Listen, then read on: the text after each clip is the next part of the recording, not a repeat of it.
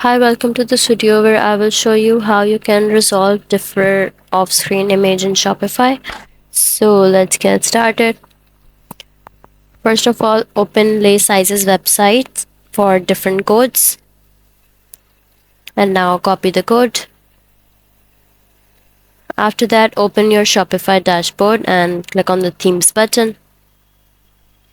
And then click on the three dots button. And from the drop down, select the Edit Code option. Now the code editor will open.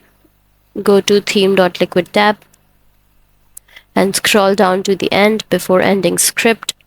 Here you have to paste the code and now click on the save button.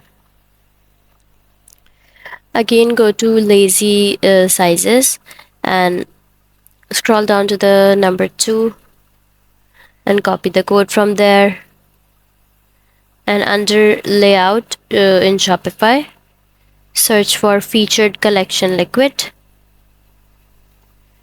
and search for cart product and open and paste the code under cart product and save it. After saving it, open your website and see the difference. So that's how you will resolve differ off-screen image in Shopify. That's all for this video. If you find this video helpful, please like and subscribe to our channel, and thank you for watching.